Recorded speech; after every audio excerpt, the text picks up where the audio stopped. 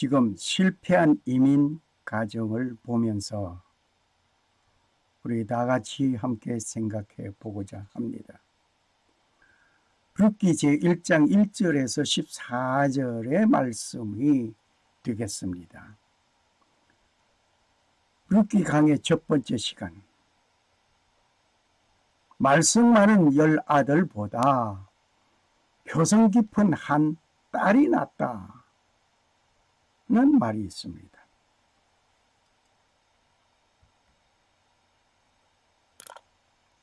여러분이 구독해 주시고 좋아해 주시는 것은 저에게 큰 힘이 됩니다. 구독해 주시고 좋아도 해 주시고 좀더 눌러주시고 누르고 구독해 주심에 감사드립니다.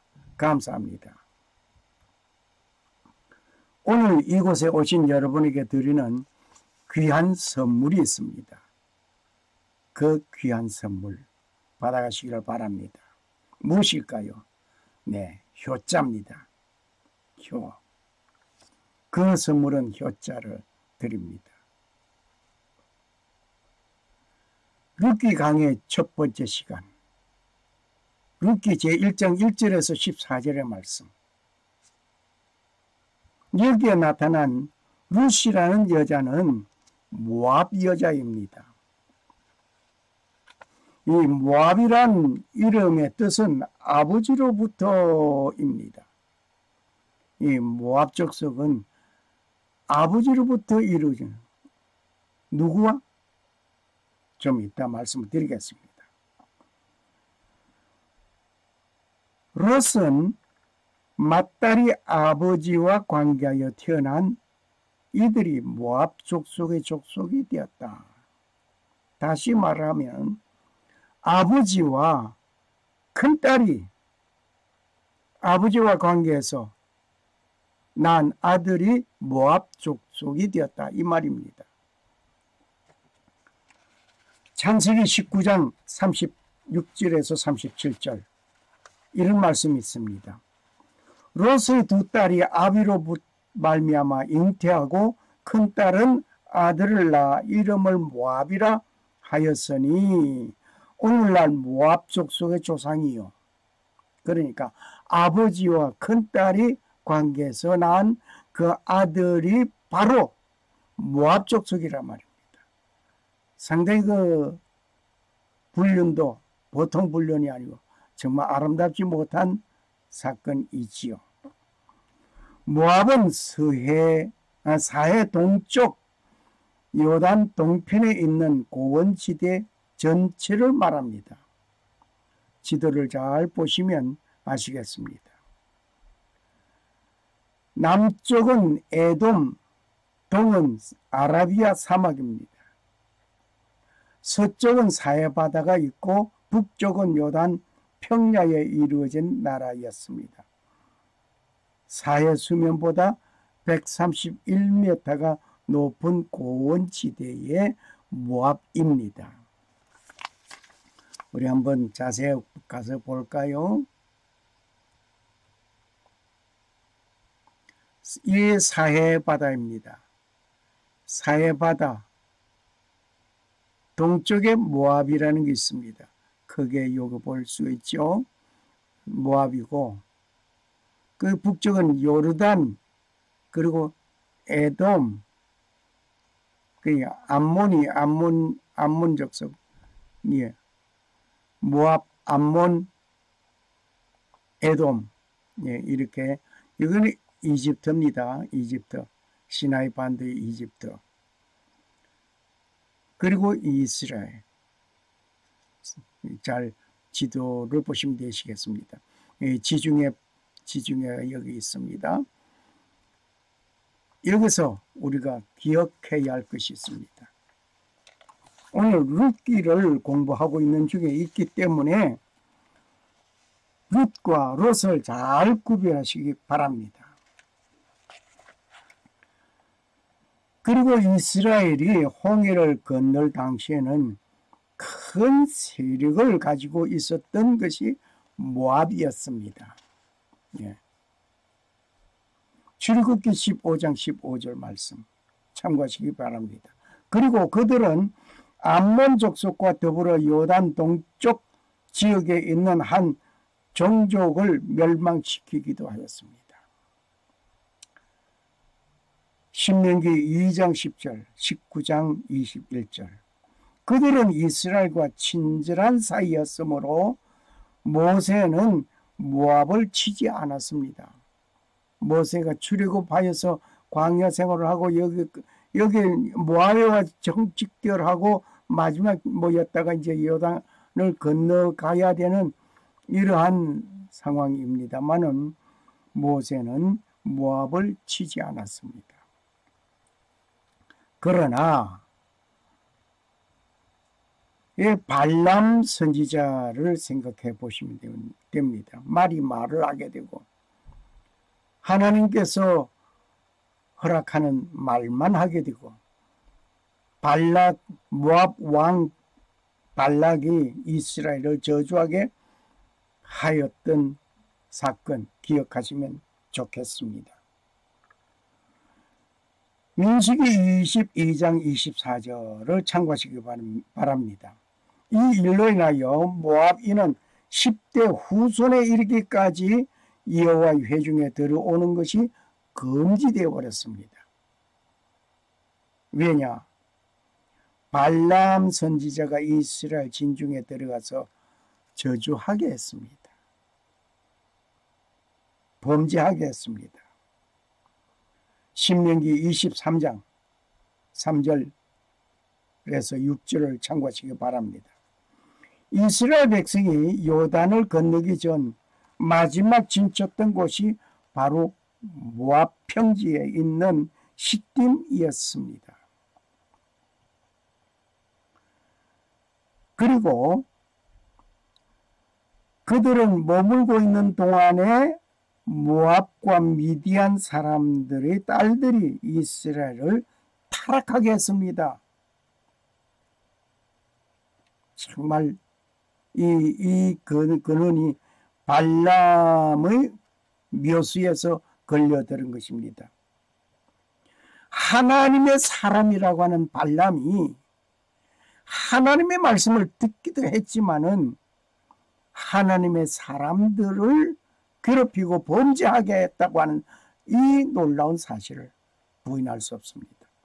그러므로 오늘날 종교 지도자, 하나님의 사람, 하나님의 목사님들, 전도사님들, 선교사님들 할 것 없이 하나님의 종들이 하나님의 일을 하지 않고 세상 속에 파묻혀서 범죄하게 한다든지 범죄하면 패망이 오는 것입니다. 민수기 25장, 호세아 9장 16절 참고하시기 바랍니다.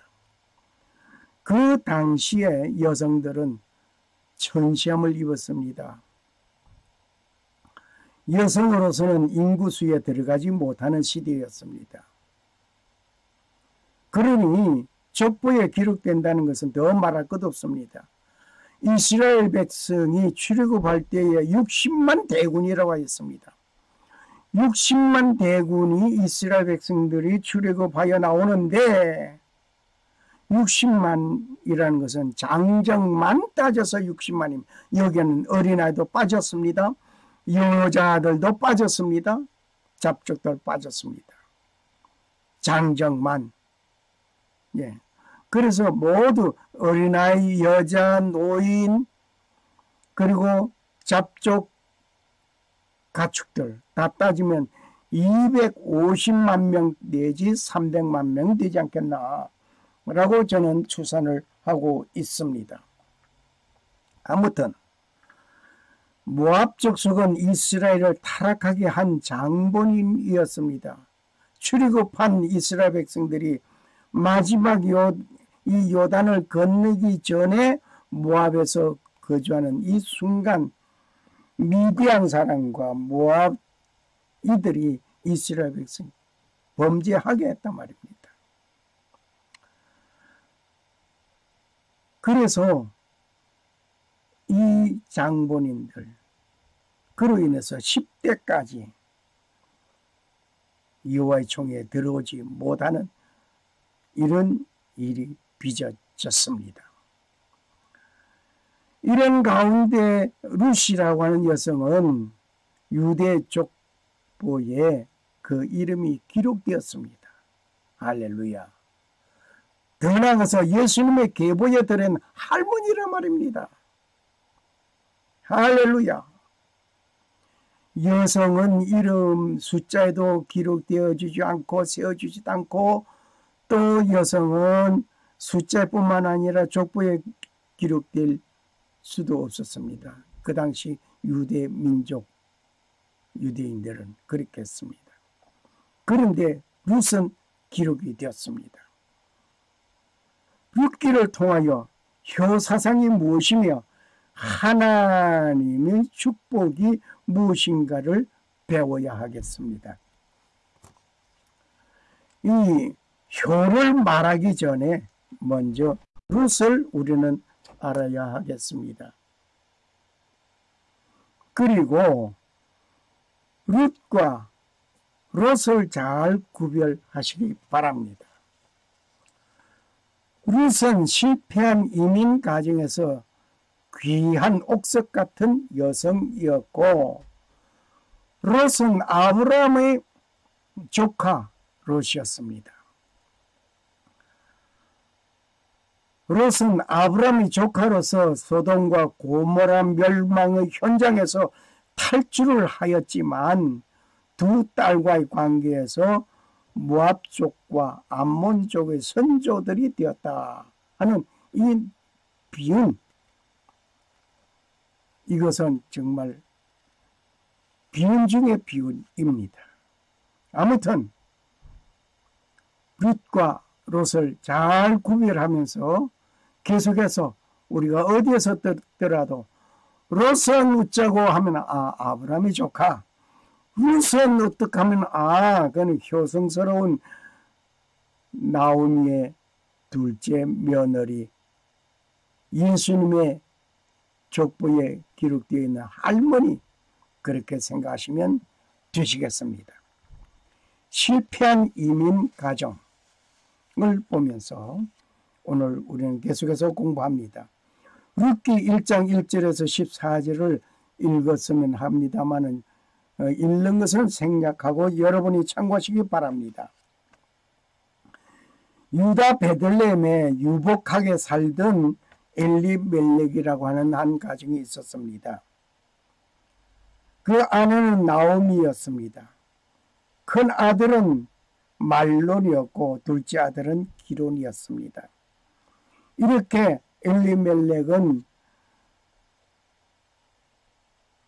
나오미와 말론과 기론, 아주 유복하게 잘 살고 있던 한 가정이었습니다. 그런데 베들레헴에 흉년이 들었습니다. 이 가정은 이 흉년을 피하여서 모압이라는 곳으로 이민을 가게 됩니다. 모압으로 온 이 한 가정, 두 아들은 결혼하여서 오르바라는 큰 며느리와 둘째 며느리 룻을 맞이했습니다. 이 시어머니는 며느리 두 며느리와 함께 정말 10년 동안 행복하게 잘 살아갔습니다. 하지만 이 가정의 가장이라고 하는 엘리멜렉이 죽었습니다. 그 죽은 그 다음 말론과 기론도 죽었습니다. 그러니 이 가정은 과부들만 남았습니다. 많은 가산도 다 없어졌습니다. 다시 말하면 폐가 망신한 가정이 되었습니다. 이민의 꿈은 산산조각나고 말아버렸습니다. 산산조각난 이민 가정, 엘리멜렉의 한 가정.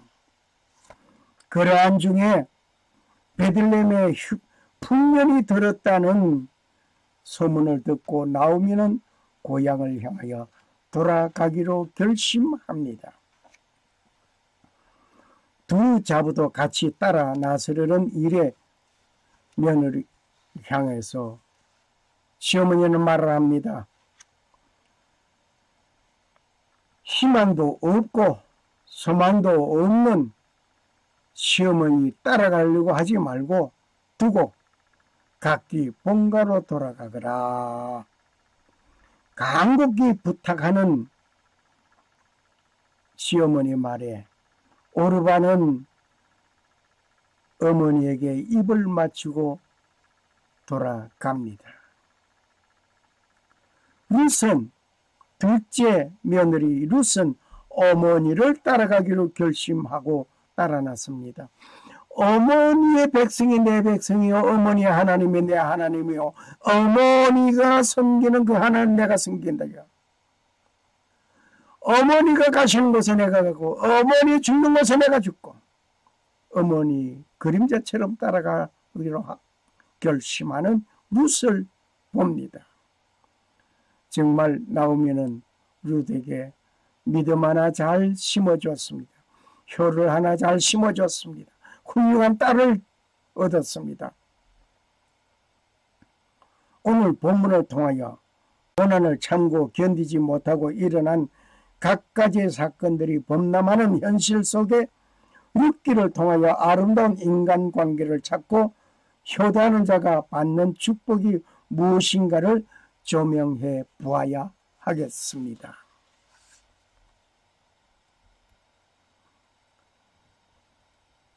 고난 속에 빠진 한 가정. 룻기 1장 1절에서 5절을 봅니다. 그리고 베들레헴에 흉년이 들었다는 소리를 듣게 됩니다. 이 베들레헴, 이 베들레헴이라는 말은 이스라엘 팔레스타인 서부 지역에 있는 예루살렘에서 약 10km 떨어져 있는 작은 도시입니다. 큰 유명한 도시도 아닙니다. 그런데 이 베들레헴은 놀라운 그 이름의 뜻이 있습니다. 베들레헴이라는 말은 떡집이라는 말입니다. 떡집. 베들레헴 하게 되면 떡집 그렇게 생각하시면 됩니다. 그렇다고 여기서 무슨 떡이 나오느냐? 놀라운 떡이 나옵니다. 이 말은 집, 뜰문, 지하, 감옥, 궁전 등의 뜻입니다. 레헴, 식량, 빵, 곡물, 떡 등의 뜻을 가지고 있습니다. 이것을 두 말을 레헴 이 두 말을 합쳐서 떡집이라는 말입니다. 이 베들레헴은 해발 777m의 산지에 위치해 있는 곳입니다. 인근에 같은 접두어를 가진 작은 말 베이트 잘라, 베이트 사훔 등과 같이 접하는 말들이 있습니다. 베들레헴을 하면은 예수님께서 탄생한 예수 탄생 교회가 이 베들레헴에 있습니다. 예수가 탄생한 곳에 세워진 곳이라 말입니다. 기독교의 최고 성지이기도 합니다.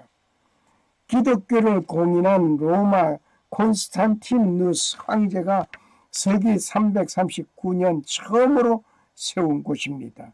이 성탄교회 말입니다. 6세기 초에 사마리아인들의 폭동으로 파괴된 교회를 유스티니우스 황제가 531년에 재건하게 되고 1600년의 역사를 가진 이 탄생교회, 4000평의 규모의 교회 안에는 예수가 태어난 지점을 정확히 표시한 베들레헴의 별, 아기 예수가 누워있던 말구유에 보관함, 구유동굴 등이 있습니다. 이후 614년 페르시아의 침범 때 교회 대부분이 파괴되며 11세기 십자군 전쟁 때에 파괴 위기를 간신히 넘겼습니다. 현재 교회는 12세기의 십자군 시대에 재건되어 현재 교회 내부는 그리스 정교회와 아르메니아 정교회, 로마 카톨릭 등이 분할 공동 관리권을 행사하고 있습니다. 이 베들레헴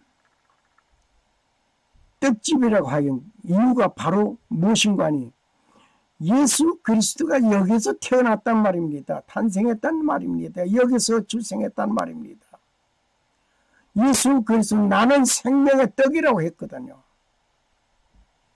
예수 그리스도가 생명의 떡이라고 해서 생명의 떡 대신 예수가 이곳에 태어났기 때문에 떡집이라 이 말입니다. 떡집에 이러한 떡집에 흉년이 들었다는 것은 심각한 얘기입니다. 흉년이 들게 된 이유를 분석해 보고자 합니다. 흉년이 들게 된 그 이유 분석해 보고자 합니다. 왜 흉년이 들었을까요? 여러 가지 얘기를 나눠볼 수 있겠습니다만 먼저 첫째, 정치인들의 잘못으로 흉년이 들게 되는 것입니다. 정치 지도자, 지리자의 잘못으로 인해서 이루어지는 그 흉년. 유다왕 아사왕 38년에 오므리의 아들 아합이 사마리아에서 22년 동안 이스라엘을 다스리고 있을 때 기억하시기 바랍니다. 오므리의 아들 아합이 그 이전의 모든 사람보다 여호와 보시기에 악을 더욱 행하였습니다.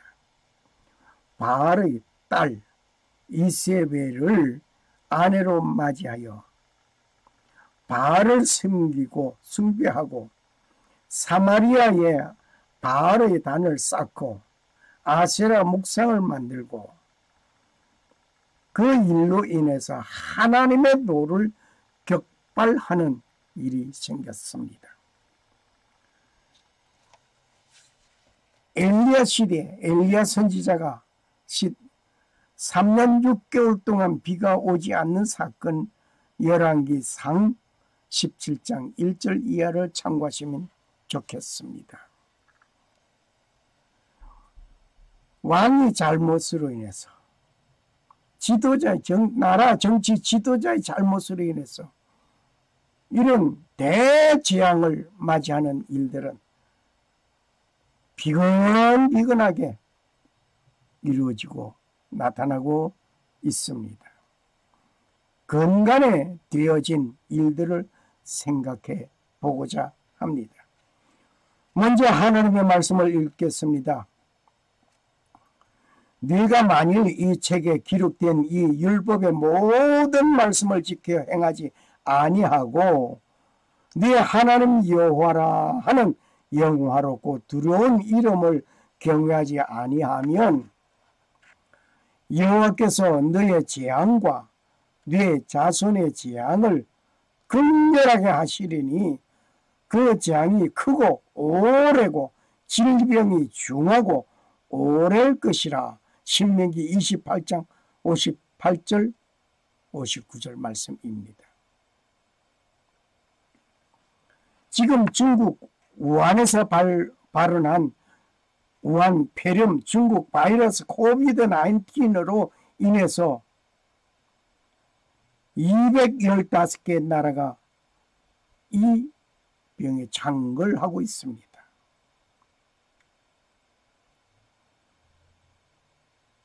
보고되지 아니한 북한도 이 우한 폐렴으로 고통 중에 있는 것을 여러 경로를 통하여 들어보고 있습니다. 만약 북한이 보고되어 있는 가운데 있다면 216개 나라가 되겠습니다. 하여간 보고된 것이 215개 나라. 이 우한 폐렴 감염자가 얼마나 많은 거 아니? 전 세계에 970만 9,151명입니다. 이 일로 인해서 사망자가 49만 1,746명입니다. 이 통계가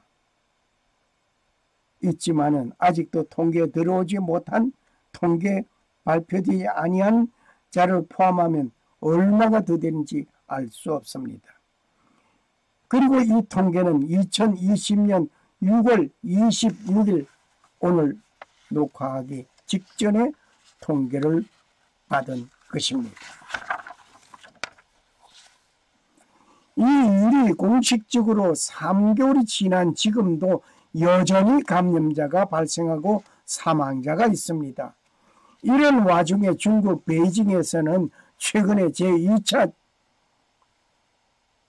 이 우한 폐렴 코비드-19이 창궐하고 있는 현실입니다.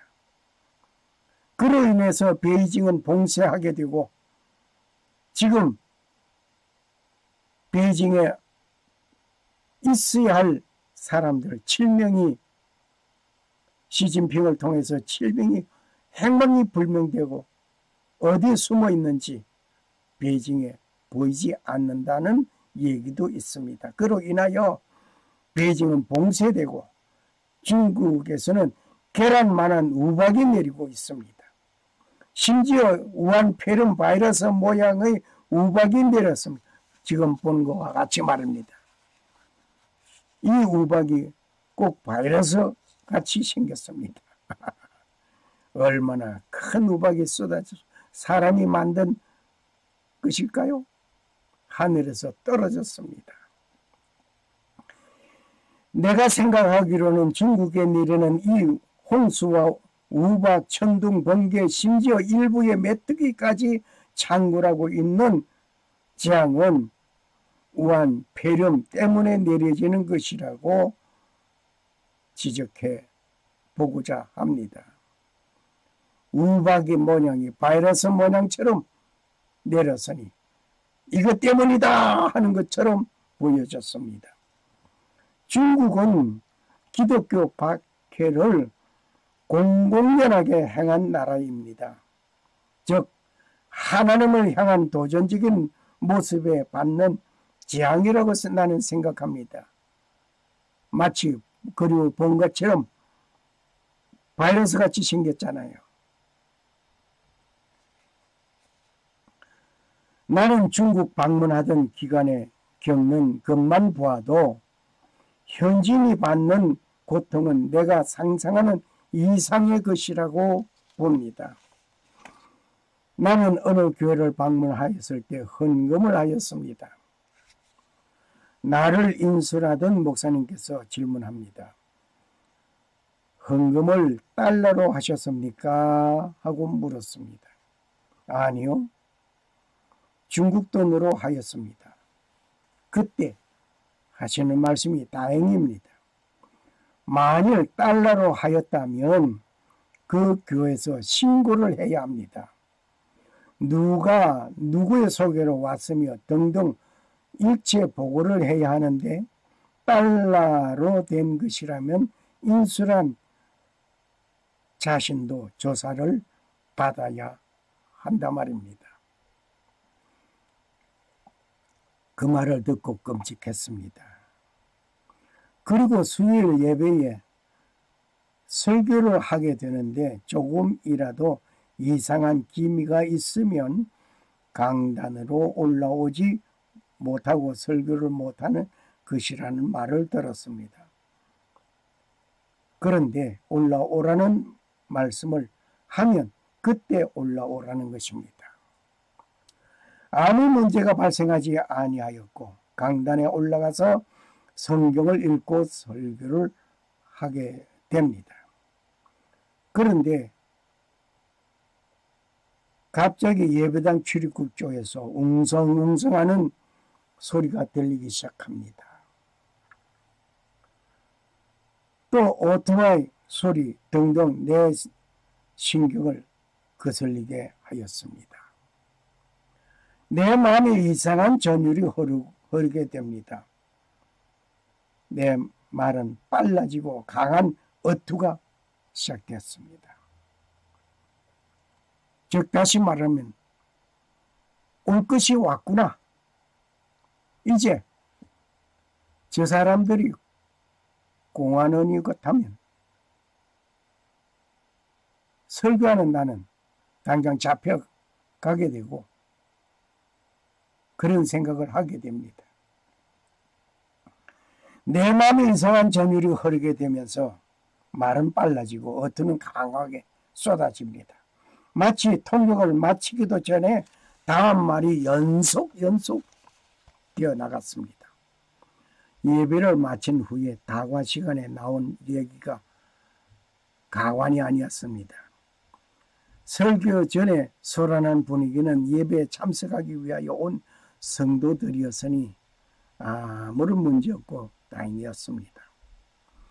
나는 생각하기로는 공안원이 온 것으로 착각하였습니다.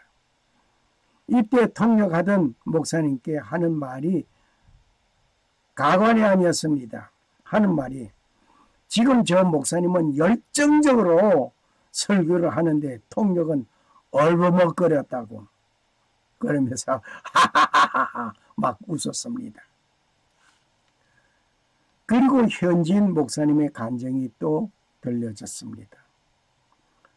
교회 지도자로서 당에서 원하는 말을 하지 아니하고 성경의 말씀을 그대로 전하다 보니 당에서 원하는 말이 아니다 보니 3년 감옥형을 받고 살았다는 것입니다. 그리고 예배당을 꾸미고 있는 곳에 소개를 받았습니다.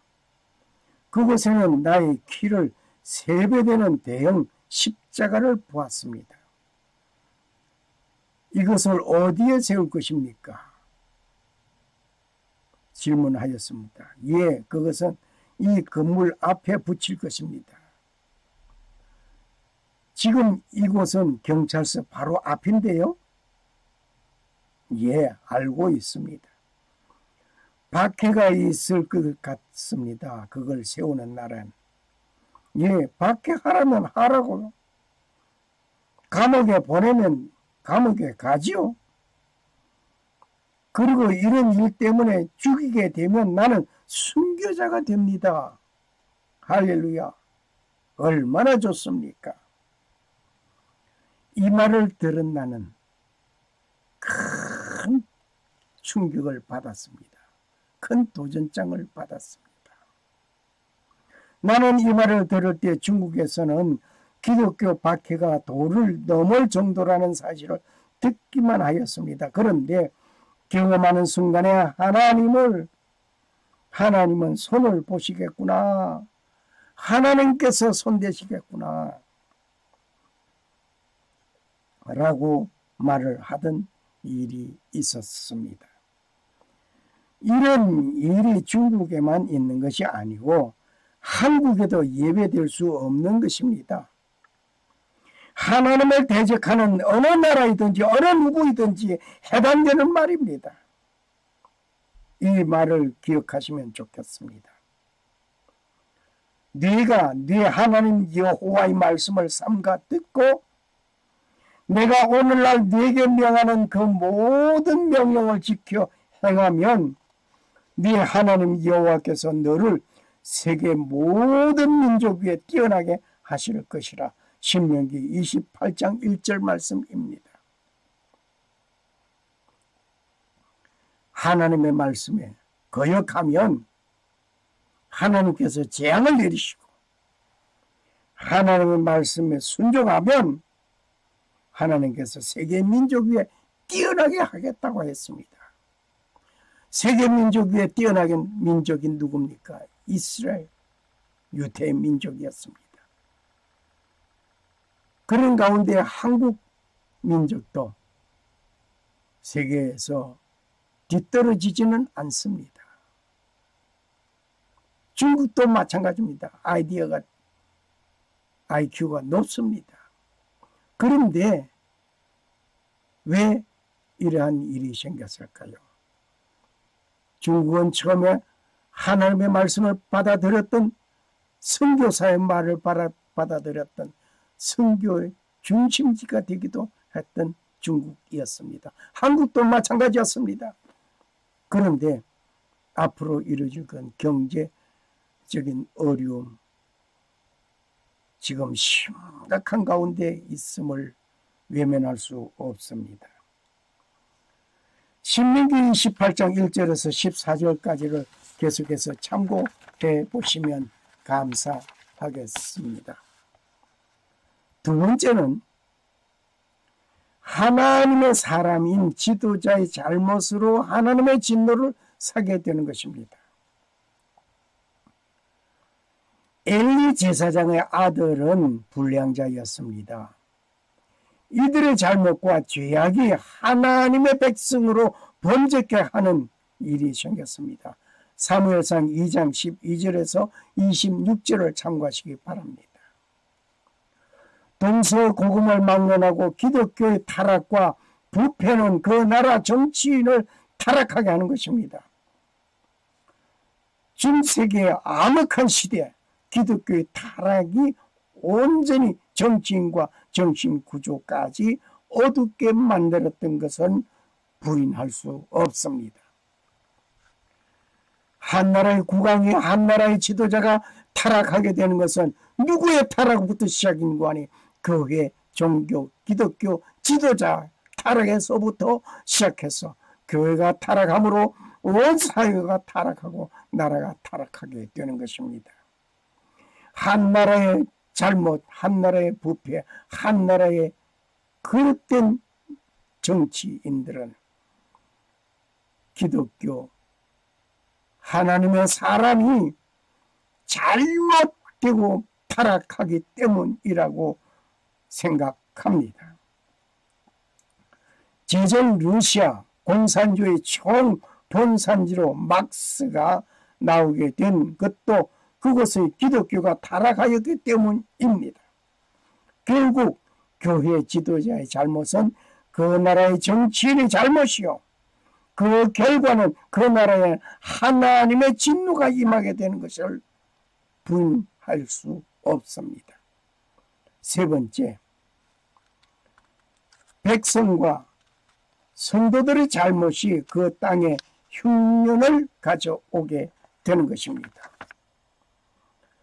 백성들의 정치 지도를 따르지 아니하고 하나님의 말씀에 순종하는 정치를 할 때, 비록 정치인이 잘못함이 있을 때 하나님의 말씀은 선지자적 사명으로 말씀을 선포하고 기도해야 할 것이 하나님의 사람의 일입니다. 니느웨 백성들이, 온 백성이 멸망하게 될 그 즈음에 왕으로부터 온 백성에 이르가 회개운동이 일어남으로 인해서 니느웨 백성은 멸망할, 그때 멸망해서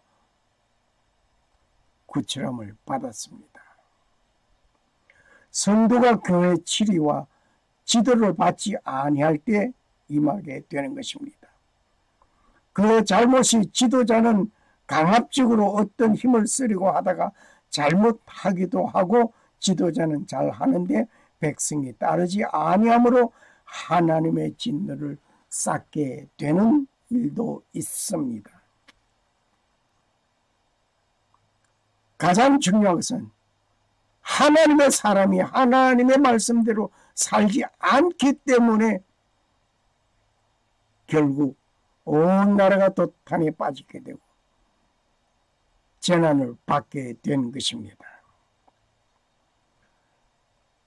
애굽에 출애굽하기 이전에 바로 왕이 하나님의 말씀대로 살았더라면, 하나님의 말씀 첫 마디에 들었더라고 한다면 엄청난 10가지 재앙을 맞이하지 아니하였을 것입니다. 불순종하였기 때문에 자기의 아들 장자 죽임뿐만 아니라 온 백성에게 이르기까지 장자 죽임을 당하는 일이 생겼던 것입니다. 인간이 범죄함으로 에덴 동산에 축복된 그곳에서 쫓겨나야 했던 것입니다. 그 땅은 범죄한 인간으로 인하여 황폐하였습니다.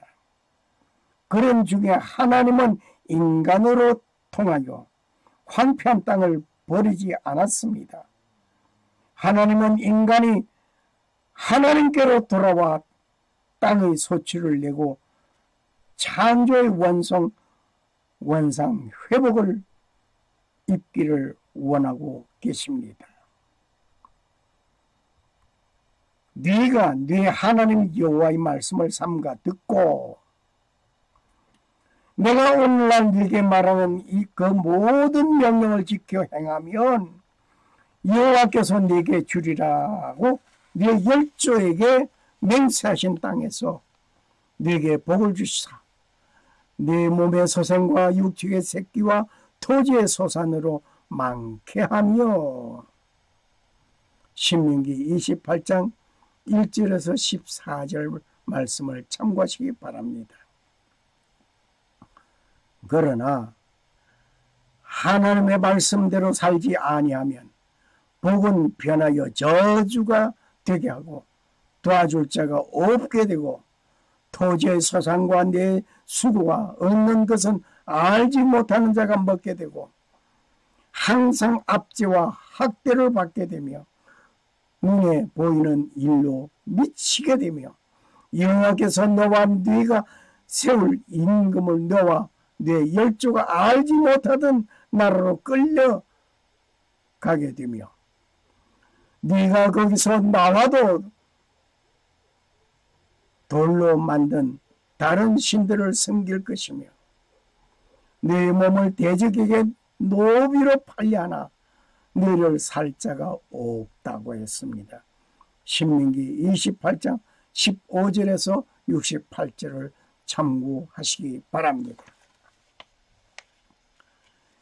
하나님의 진노와 저주는 그 땅만이 황폐함이 아니라 종의 신세를 얻으려고 하여도 얻지 못하고 비참한 삶을 살게 된다 했습니다.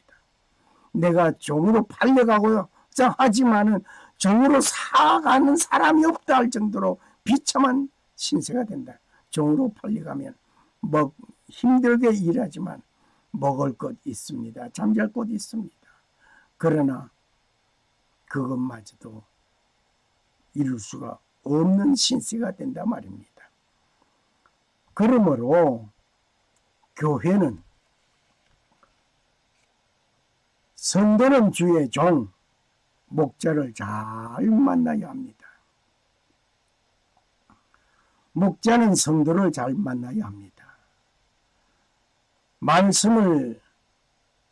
말씀의 지도자, 잘 받는 성도 되고 잘 가르치는 목자, 하나님의 말씀대로 지도하는 참 목자가 필요로 합니다.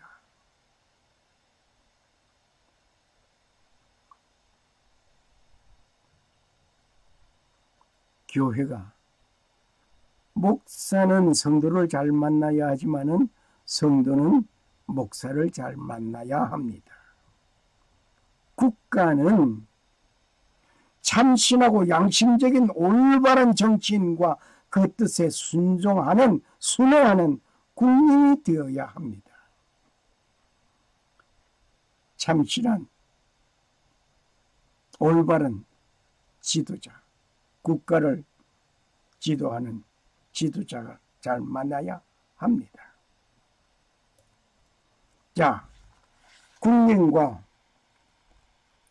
지도자, 정치인과 백성 서로가 잘 만나야 합니다. 그리고 기업에는 기업주는 직원을 잘 만나야 합니다. 직원을 잘 만나지 못하여서 그저 내놔라 하는 친구들이 많으면 기업주는 힘듭니다. 그래서 노동쟁이는 어떠한 일을 해야 되는가? 기업주를 위해서 기업에 가지고 있는 그것을 뜯어내기 위해서 있는 노동쟁이가 돼서는 안 될 것입니다. 역시 기업주는 직원을 잘 만나야 하지만 직원은 기업주를 잘 만나야 합니다. 서로 상부상조할 수 있는, 서로 이익을 같이 나누어 가질 수 있는 이런 일이 되어 있어야 할 것입니다. 한나라 국민은 올바른 종교를 받아들여야 합니다. 종교를 잘못 받아들이고 그저 아무렇게나 섬기면 하나님을 향한 도전장을 들게 되는 것입니다. 그러므로 목자들아, 여호와의 말씀을 들을지어다. 내 양이 노략거리가 되고 들 짐승의 밥이 된 것은 목자가 양을 찾지 아니하고 자기만 먹기 때문이라. 그러므로 내 목자들아, 여호와의 말씀을 들을지어다. 내 양을 그들의 입에서 건져내어서 다시는 그 식물이 되지 않게 하리라. 에스겔서 34장 7절에서 16절을 참고하시기 바랍니다.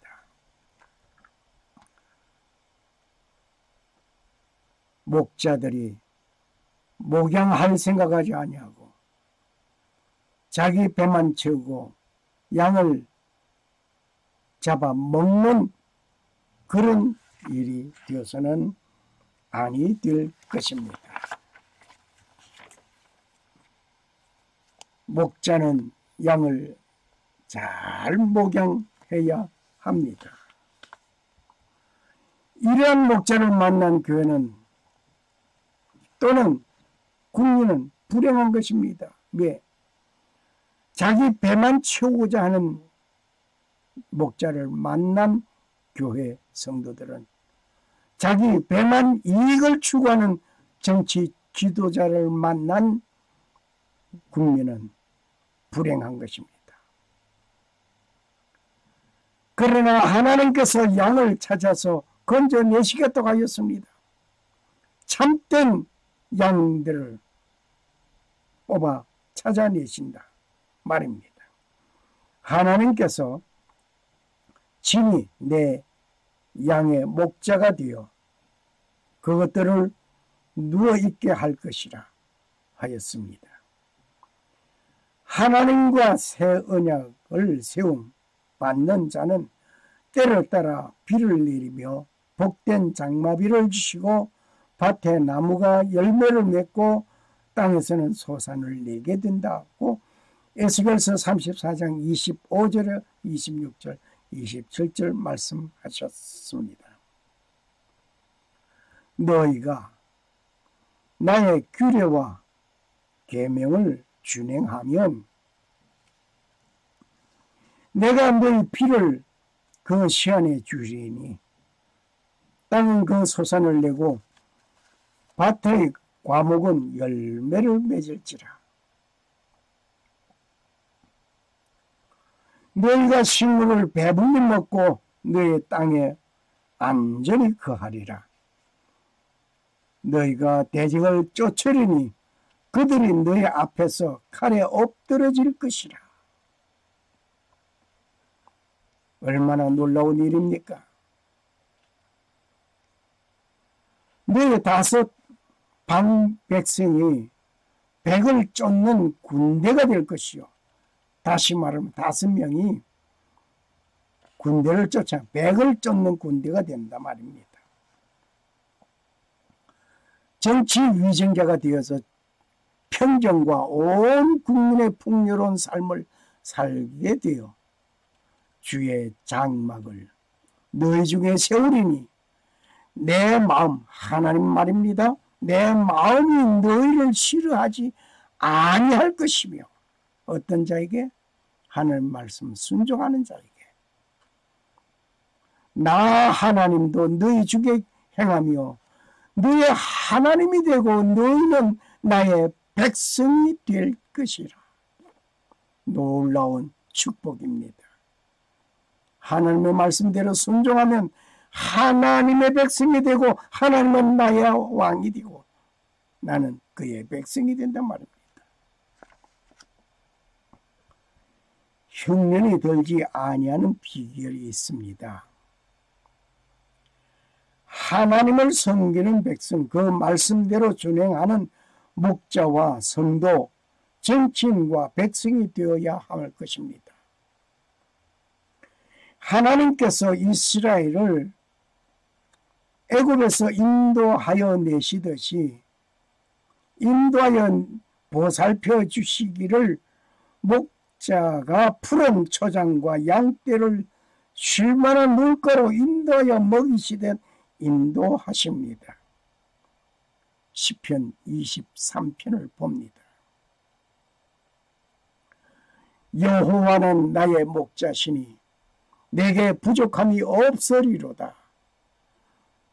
그가 나를 푸른 풀밭에 누이시며 쉴만한 물가로 인도하시는도다. 내 영혼을 소생시키시고 자기 이름을 위하여 의의 길로 인도하시는도다. 내가 사망의 엄침한 골짜기로 다닐지라도 해를 두려워하지 않을 것은 주께서 나와 함께 하심이라. 주의 지팡이와 막대기가 나를 안위하시나이다. 주께서 내 원수의 목전에서 내게 상을 차려주시고 기름을 내 머리에 부으시니 내 잔이 넘치나이다. 내 평생의 선하심과 인자심이 반드시 나를 따르리니 내가 여호와의 집에 영원히 살리로다. 할렐루야. 아멘. 모압으로 이민간 가정, 패가 망신하였다 말입니다. 패가 망신한 가정, 흉년을 만나서 베들레헴에서 모압으로 이민한 한 가정, 엘리멜렉은 흉년이라는 기근은 피하여 왔습니다. 하지만 큰 재앙을 만났습니다. 남편이 죽었습니다. 두 아들도 죽었습니다. 그 가운데 대가 다 끊겨버렸던 이 패가 망치는 가정, 엘리멜렉의 가문, 이제 대가 끊겨버렸습니다. 모압으로 온 그 결과를 보겠습니다. 10년의 삶 속에 두 아들을 잃어버렸습니다. 장가들었던 두 자부만 남게 됩니다. 이민 왔을 때에 10년 동안은 6식구 오손도손하게 잘 살아갔습니다. 시아버지, 시어머니, 두 아들, 두 며느리, 정말 오손도손 잘 살아갈 줄 알았습니다. 그러나 이러한 가정은 이민의 꿈이 산산조각나고 말아버렸습니다. 한 방울의 물거품, 빈거품처럼 사라져버렸습니다. 재산도 모두 잃어버렸습니다. 소망이 여력도 없는 형편이 되어버렸습니다. 모압으로 온 것은 떡집에서 세상으로 온 것이었습니다. 하나님을 떠난 결과는 이렇게 된다는 것을 보여주는 산증거입니다. 이들에게는 육체적으로 고통이 왔습니다. 정신적으로 고통이 왔습니다. 환경적으로 고통이 왔습니다. 물질적으로도 고통이 왔습니다. 모압으로 오게 된 그 이유, 흉년 때문에 왔습니다.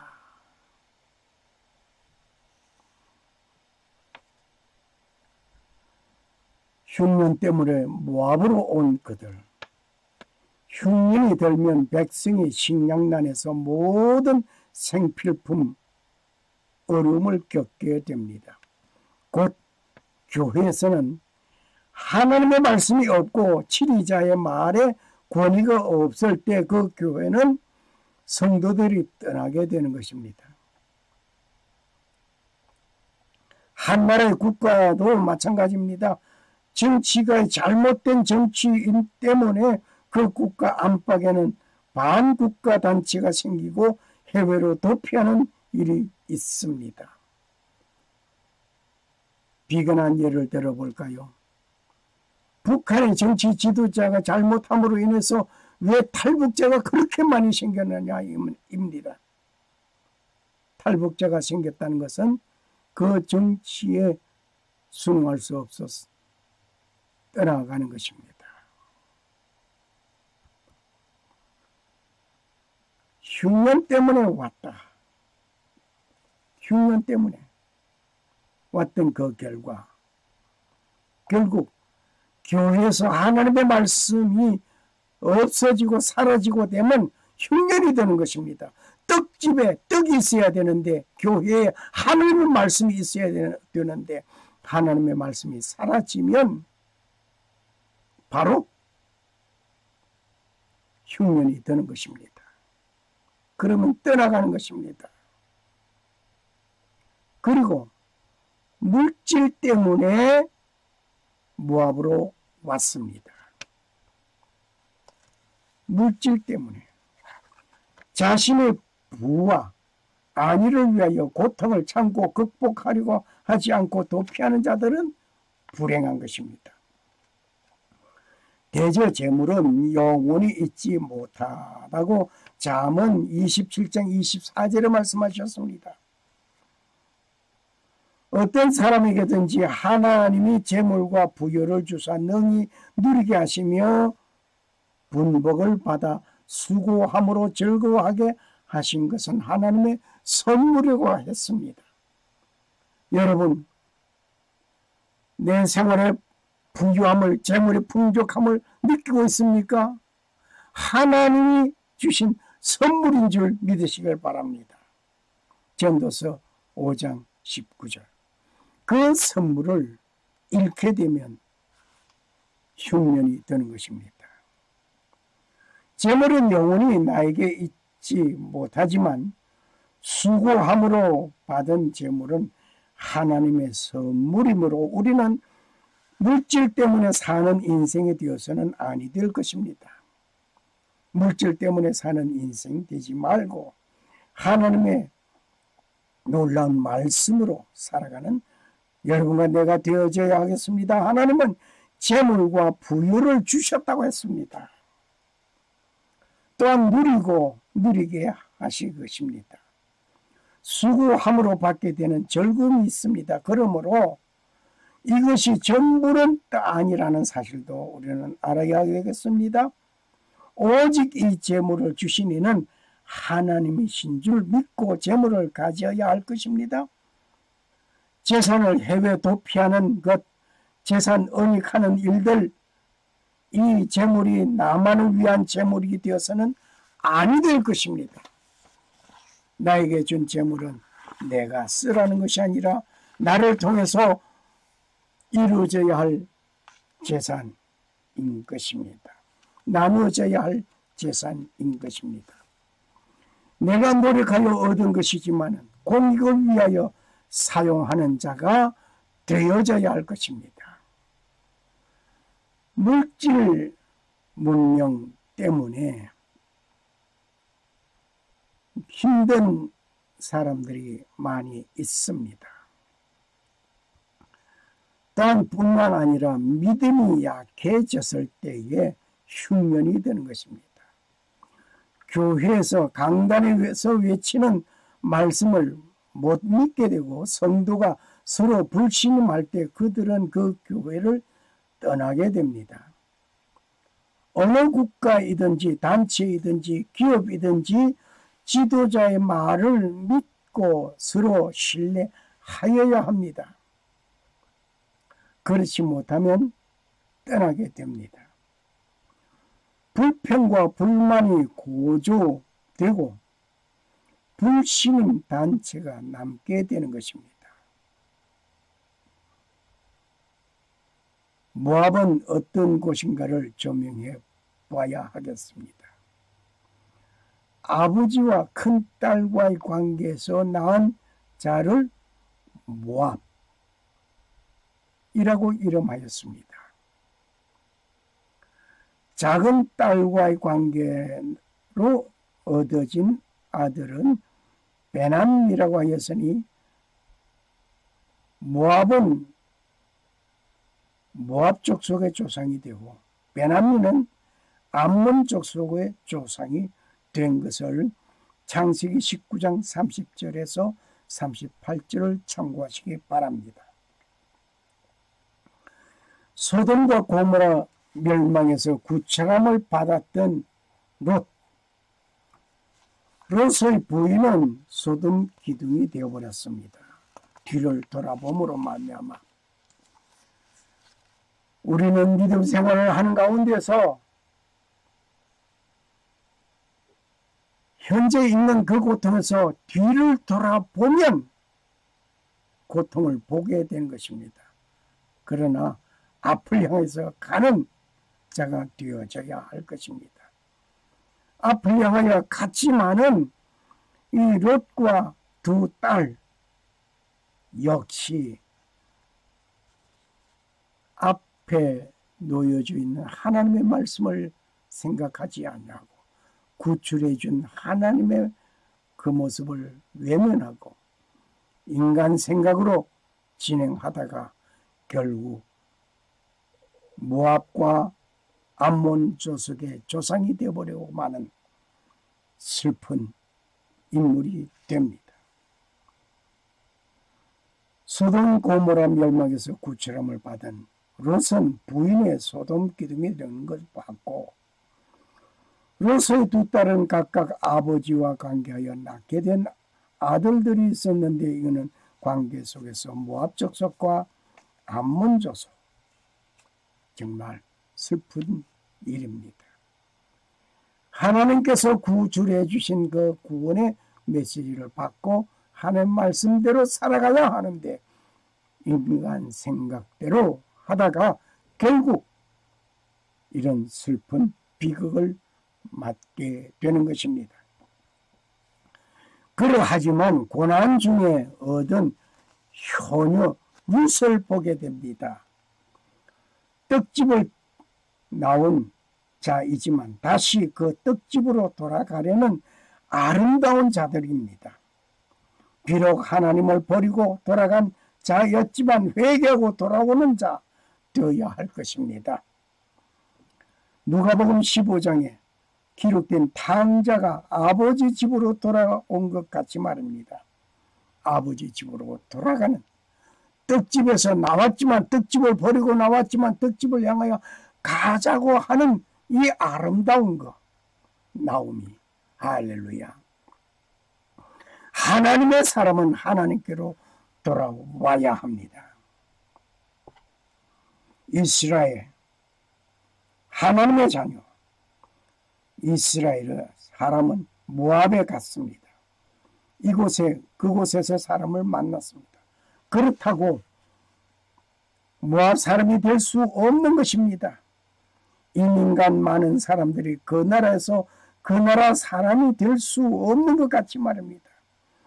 하나님께서 부르시고 택하신 백성은 하나님을 떠나고 교회를 떠나 던지고 세상을 향하여 가지만은 결국 하나님의 채찍을 맞고 하나님의 때리시는 그곳에 그 재앙을 받고 그 속에서 세상에서 살지 아니하고 하나님께로 돌아오는 일이 되어져야 할 것입니다.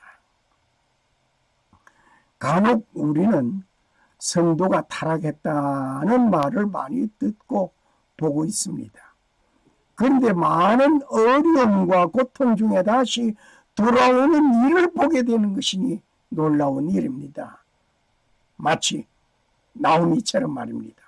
어려움과 고통 중에 다시 돌아오는 일, 심지어 임종시에 철저하게 회개하고 운명하는 사람도 봤습니다. 하나님은 질투하시는 하나님이십니다. 자기 백성의 세상을 향하여 마귀의 자녀와 함께 살기를 원하고 나갔지만은 하나님은 그대로 두지 않습니다. 기어코 돌아오게 하십니다. 돌아오게 하십니다. 탕자가 돌아온 것처럼 나오미가 떡집을 버리고 나갔지만은 다시 베들레헴을 향하여 돌아오는 것처럼 말입니다. 아름다운 고부간의 사랑을 발견하게 됩니다. 현재 고부간의 많은 문제를 가지고 있는 현 사회 속에 지극히 아름다운 모습을 보여주고 있습니다. 남을 생각하는 사랑의 모습입니다. 자기 이기주의 중심에서 말하는 것이 아니라 서로의 생각을 하며 서로를 생각하며 서로를 아름답게 보는 사랑의 장면입니다. 아름다운 장면입니다. 모압 족속과 이스라엘은 서로가 다른 문화와 풍습을 가지고 있습니다. 서로가 낯설고 산설인 곳으로 가게 되는 루스의 현실을 생각해 보기를 바랍니다. 그렇다고 풍요로운 삶을 약속받아가는 것도 아닙니다. 어떤 남편을 소망하고 있는 것도 아닙니다. 시므를 따라가는 것은 정든 고향을 두어두고 시므를 따라가는 그 길은 자신의 어떤 이익을 챙기는 것이 아니라 시므를 향한 마음이 뿐이었습니다. 그리고 시므의 아름다움을 봅니다. 나오미가 두 자부와 함께 각각 어미의 집으로 돌아가라고 할 때에 너희가 죽은 자와 나를 선대한 것 같이 여호와께서 너희를 선대하시기를 원하며 돌아가라 하는 나오미의 그 말, 그 마음, 소망이 없는 나, 과부의 서름을 면하고 살 수 있는 자유를 선포한 시어머니 나오미였습니다. 너희가 나를 따라가는 것이 아무 소망이 없다. 그러나 가서 새로운 남편을 만나서 새로운 삶을 그리라 이겁니다. 이런 중에 입을 맞추며 작별하고 돌아가는 자가 있는가 하면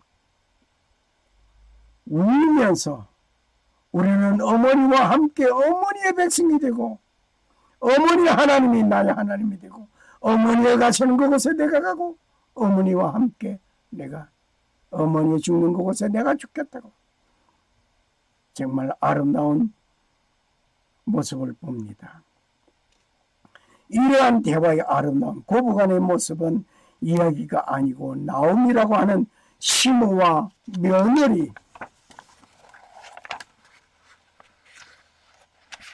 그리고 오르바와 루스의 생생한 산 기록이 오늘 룻기를 통해서 오늘 우리는 봅니다.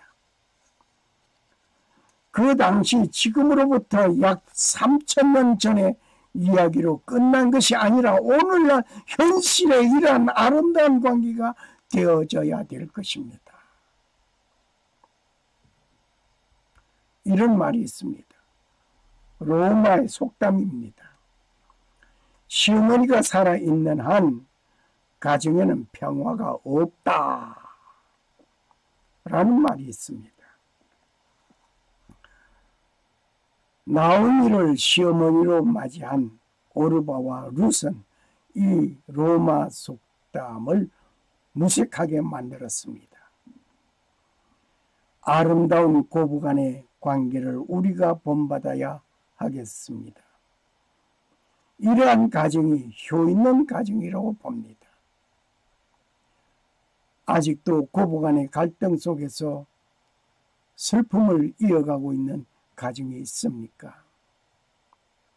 이 룻기를 통하여, 룻을 통하여서 아름다운 고부간의 아름다운 사랑이 이루어지기를 바랍니다. 세상으로 향하여 간 오르바를 봅니다. 그들이 소리를 높여 다시 울더니 오르바는 그 시모에게 입맞추되 룻은 그를 붙여잡더라. 룻기 1장 14절 말씀입니다.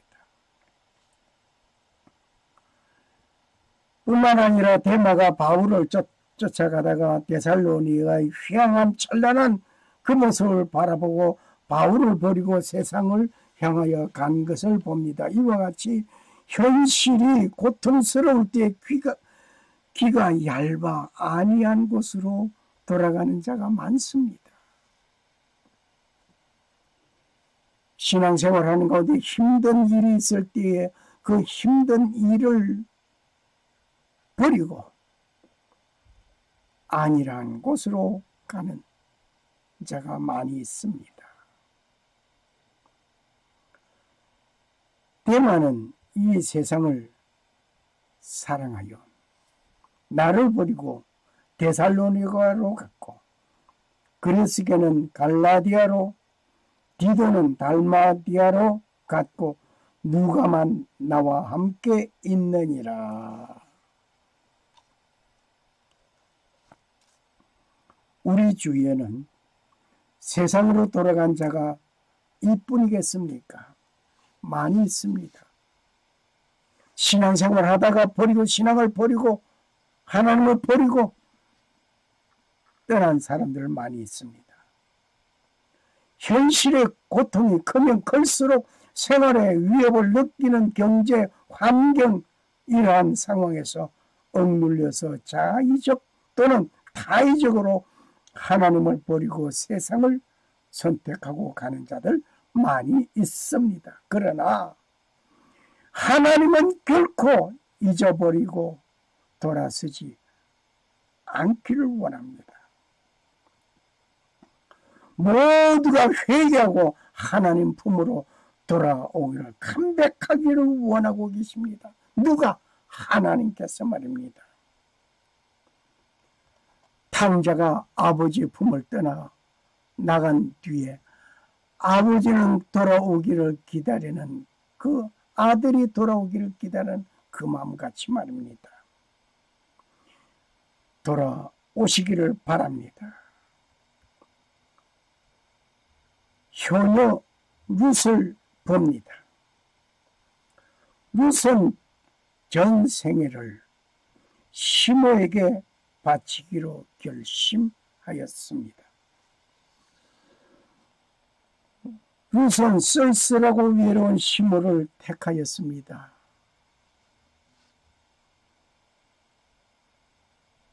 시모로부터 얻는 소망은 없습니다. 늙은 시모, 신랑을 그를 통해서 얻을 수 있는 것도 없습니다.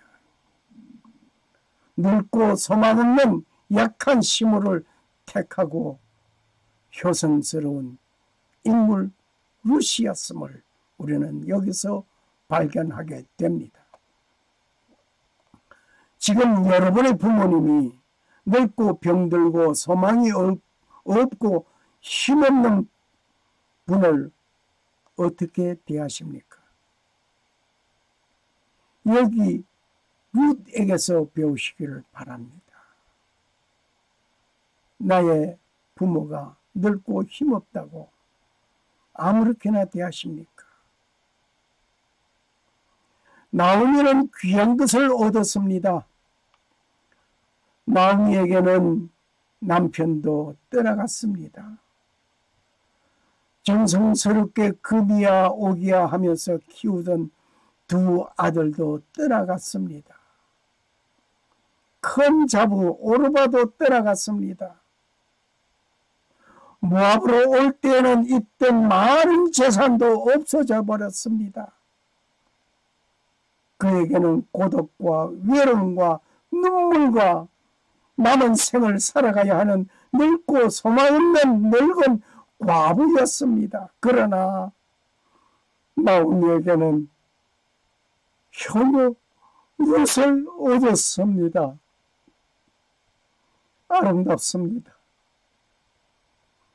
말씀 많은 10아들보다 효성 깊은 한 딸이 낫다는 말이 나오게 된 것입니다. 고난 중에 나오미는 모두 잃었어도 효녀 룻을 얻었습니다. 이것은 놀라운 축복이었습니다.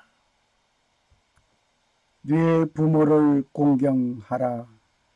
그리하면 너의 하나님 나 여호와가 네게 준 땅에서 네 생명이 길리라. 출애굽기 20장 12절 말씀. 샬롬. 살아 역사하시는 주 하나님은 창조하시고 평강을 주시는 하나님 아버지의 축복이에요. 오늘 이 시간 이 말씀을 통하여 새로운 삶을 살아가는 여러분에게 임하시기를 소원합니다. 감사합니다.